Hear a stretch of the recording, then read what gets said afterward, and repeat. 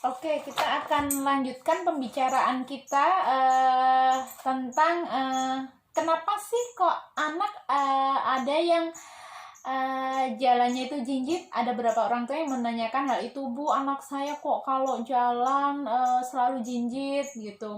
Ada yang, Bu, kalau anak saya jalan kok kalau pas nginjek tanah nggak pakai sendal dia jalannya jinjit gitu.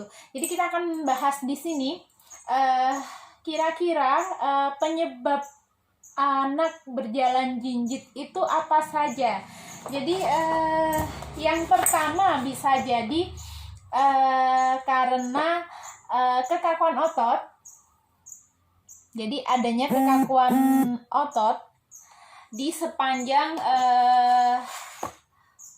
otot belakang tungkai. Jadi otot paha belakang, terus otot betis, sampai mungkin di pergelangan kakinya juga kemungkinan ada kekakuan. Jadi kalau misalkan emang problemnya ini bisa datang ke pusat klinik tumbuh kembang anak atau minta fisioterapisnya untuk diajarin home programnya gimana caranya biar kakinya ini otot-ototnya itu tidak kaku ya. Terus kemungkinan yang kedua bisa jadi karena respon telapak kaki yang belum belum pas porsinya gitu. Maksudnya gini, jadi kayak misalkan nih seperti misalnya di Jenis, jadi jalan jinjit sepanjang waktu, dimana aja selalu jalan.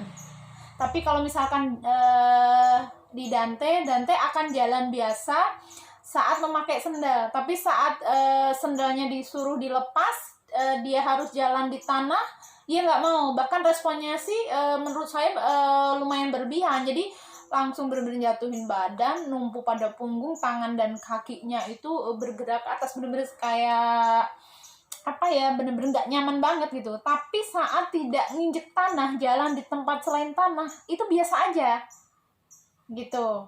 Nah, ada juga yang gini, misalkan kalau jalan di keramik yang sudah disapu bersih, itu nempel bagus.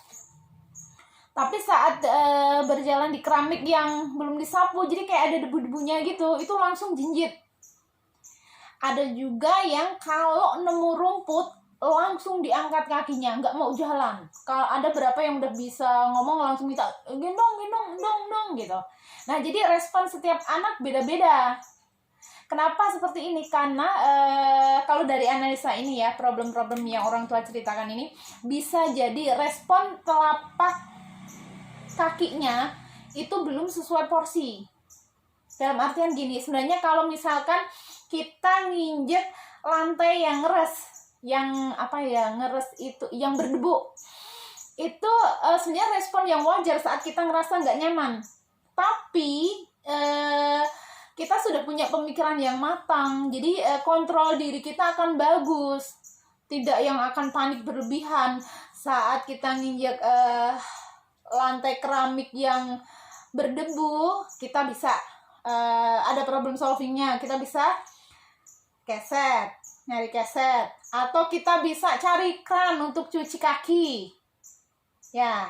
Jadi saat respon telapak kakinya itu kurang optimal atau belum pas sesuai porsinya, akan muncul problem yang lain, kontrol emosi, jadi akan terganggu juga. Bahkan untuk problem solving, pemecahan masalahnya juga akan ikut terganggu. Karena saat sudah panik, anak itu kayak nggak bisa mikir apa-apa. Harus ngapain nih? Makanya ada kayak Dante langsung bener-bener nginjek tanah itu langsung bener-bener numpuk pada punggung, tangan kakinya itu gerak ke atas gitu. Nah, padahal kalau bener-bener itu jalan pakai dikasih sendal, ya biasa aja ngelewatin tanah gitu. Jadi balik lagi, setiap anak per anak itu kan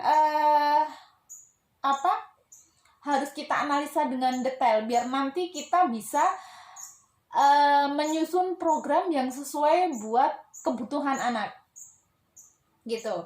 Terus selanjutnya nanti untuk cara menyelesaikannya gimana kita bicarakan untuk pertemuan berikutnya ya, diskusi selanjutnya ya.